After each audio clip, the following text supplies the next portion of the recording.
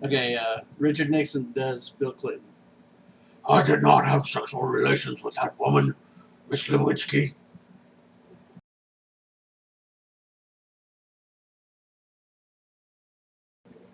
Okay, greetings everyone. It's Mark, Accidental Geek, coming to you from a man cave in Liberal. And tonight I'm going to make another art appreciation video. I told you I'd do one every week, and that didn't work out, but that's all right. You probably don't want to see me every week anyway. I, I work full time and I, do other things, so I do these when I can, but obviously my job is more higher on the priority than making videos.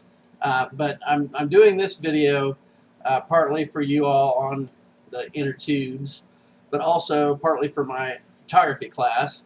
I thought I would put together a collection of what I consider the icon photographs from the days of yore, or days of before, or whatever. And these are kind of images that I have, always looked at as the icons of the uh, the pioneering days of photography, still photography. So I'll talk about them, and then also I'm learning a new video editing program, so hopefully it works out, and we'll see how it goes. But right now, I'll just kind of start with the first image, and that is Alfred Stieglitz. And I'm starting with Alfred Stieglitz because I think it was kind of, the beginning of that time when photography was starting to become recognized as a form of fine art. And Alfred Stieglitz is the guy that really kind of pushed that. That seemed to be kind of his life mission, was to work hard at getting the art establishment to recognize still photography as a fine art. And so this first image is one of the classic Stieglitz images. One of the things that reading about Alfred that he would like to do would be, he went out and did like street shots in New York, and as you can see with this first shot here, it's a very cold and snowy uh, it, scene that he's photographing, and so he does that on purpose to try to kind of make it more dramatic. And then with the second one, again, there's with these cameras back in those days, the film was really slow to see the light that was being exposed to the negative, and so exposures were typically longer. And you can see in this second photograph that it was a long exposure, so you can see some motion, which kind of adds. And I've done that too with some of my photographs. You make a long exposure in a scene where there's people, and that creates motion in the photograph, and that makes it an interesting something to look at. So Alfred Stieglitz is certainly, I mean, when you talk about history of still photography, you cannot talk about the history of still photography without talking about Alfred Stieglitz.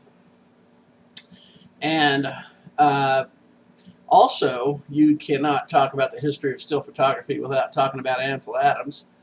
So I'll bring up the next image, one of Ansel Adams' classic images.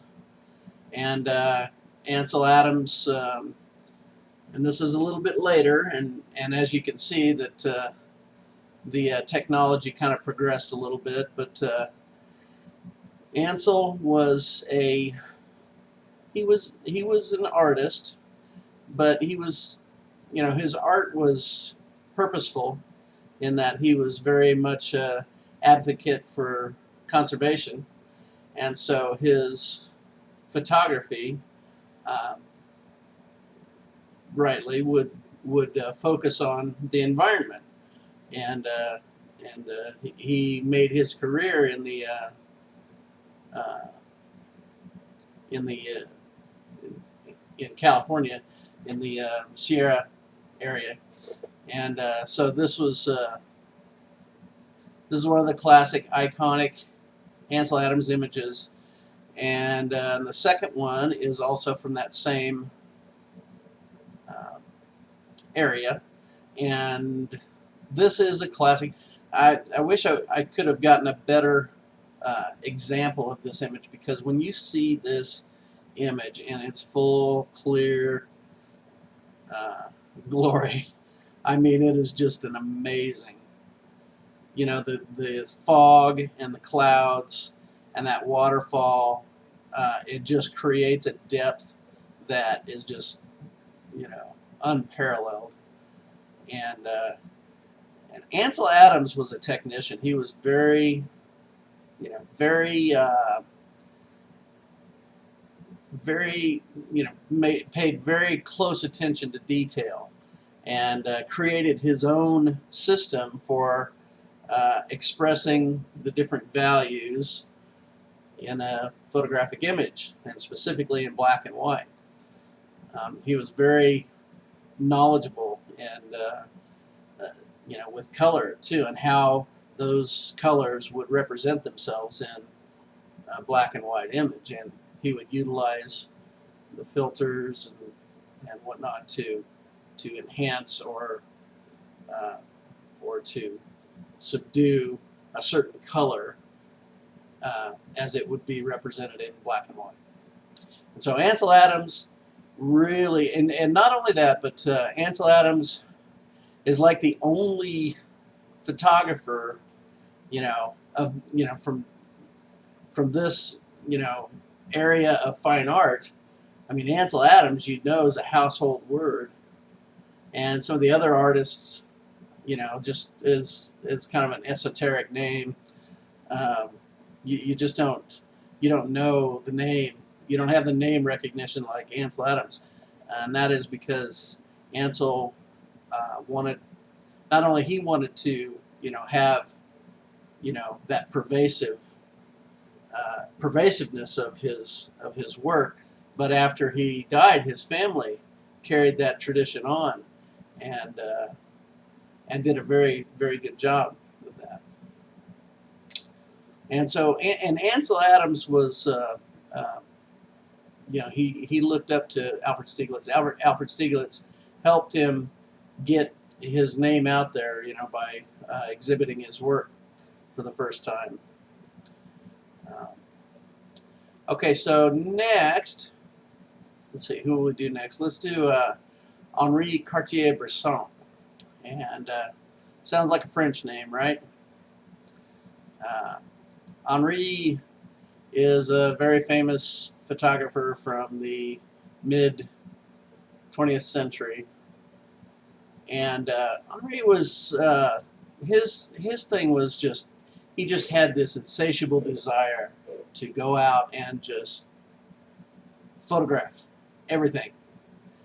I mean, it was just, you know, he'd just take his camera everywhere and just and that was kind of his contribution.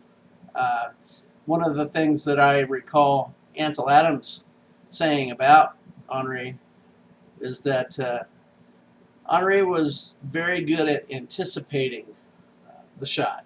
And as you can see in this first image here, this first example of an Henri Cartier-Bresson image, as you can see, he anticipated the bicycle being in that specific location when he snapped the shot, and that's become very classic. I mean, you know, look at the shapes and the forms and the lines in this photograph, and it's a great example of that those composition guidelines that we talk about, using lines and shapes and framing.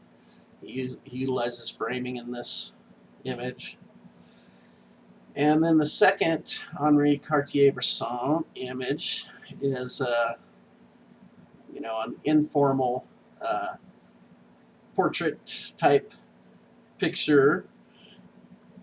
And again, he's very good at capturing the moment, capturing those facial expressions, and just a classic image. Okay, now I should have gone to Edward Weston before. Actually, I should have went to Edward Weston before Ansel, because Edward and Ansel Adams were both founding members of the F-64 group, and the F-64 group was a group of photographers who were trying to make a statement against some of the more prevailing accepted photography work of the day, which was what they called pictorialism. And Alfred Stieglitz was one of the primary pictorialist photographers. So, I mean, on the one hand, Ansel Adams looked up to Alfred Stieglitz, but on the other hand, he wanted to create images that were opposing that pictorial style that Alfred Stieglitz was most famous for, and Edward Weston as well. Him and Edward Weston were, the two out of the F-64 group that were, just the top of the mountain as far as that goes. So let's go to Edward's images. Let's see here. I think I've got 3 Edward Weston images. Let's start with the sand. And Edward, like Ansel, did a lot of great landscape images, and this is a classic example of an Edward Weston landscape image in the desert. Love the use of lines and the shapes and the forms that the sand created to create sort of a you don't really call it abstraction because it's photography, but it's certainly something that is, it's not something that you would typically see in your everyday life. And then one thing about Edward Weston was that he was truly a fine art photographer. The second image is a nude, and this is probably one of the most famous nudes photographs from Edward Weston. And again, just a beautiful image, showing the shapes and lines of the woman's body without, and it's very tasteful and very elegant and very classy. To me, this is probably one of the best nude photographs I've ever seen. There's so many out there, and there's so many great nude images, but this is just the one that just is the classic, iconic Edward Weston. I think he set the trend. He was the trendsetter. Beautiful black and white image. And then the third one is the famous pepper, and this is the photograph that Edward Weston is most famous for. If you were ever able to get a hold of an original print of this, you would be spending millions of dollars. But you probably won't get one of those because Edward was very good at not printing. See, and that's one of the things that's opposite of what Ansel Adams did, where Ansel Adams would print, and make reproductions, and make calendars, and and all this marketing stuff that's out there for Ansel Adams, specifically the calendars. But Edward Weston was just not. He didn't do that. He didn't make prints. His sons and his grandson now had made prints, but I think they have since stopped. So anyone who has an original image is probably going to be the one who has that for forever and will keep it in their family, uh, and those images will be worth lots of money. Okay, so next I have Bill Brandt. Bill Brandt is a British photographer who comes from the same era as Ansel Adams and Edward Weston, but maybe obviously didn't hang out in the same crowd because he's a British photographer. Edward and Ansel were California-based photographers. I love Bill Brandt because Bill is the kind of guy that says, it doesn't matter what process that you went through to create that image. The final test is the visual impactful? Does it make an impact? Does it make someone stop and look? It doesn't matter how he came to that. And I follow that same philosophy. I don't follow the rules. I'm kind of a rule breaker, but I understand that you got to follow the rules first, so you know what the rules are. So when you break them, you're breaking them with precision. So anyway, this first image from Bill Brandt, a great use of the human form in showing the shapes and making that juxtaposition with the fingers and the rocks, showing those similar shapes. So it makes for an interesting image.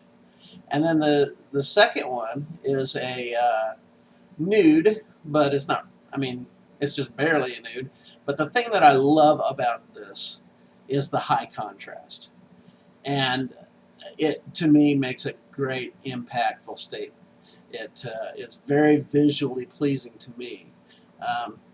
Basically, again, you got the lines there, and then the way that the face is half lit and just pitch black on the other half just makes for a really high impact.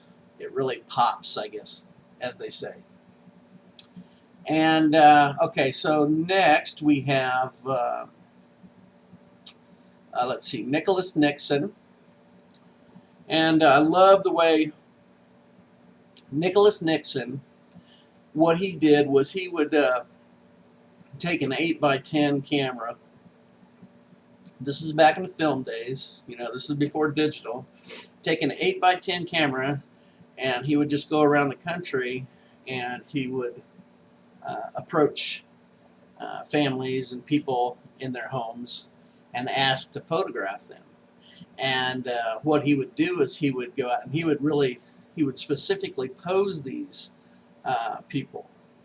And so this first image is one of the classic Nicholas Nixon poses from somewhere in the East, I think maybe Kentucky. But I love the way he uses the two children on the left and right to frame the image. Again, using framing, and it really makes for a great image. It really says a lot. This image really tells a story about that family.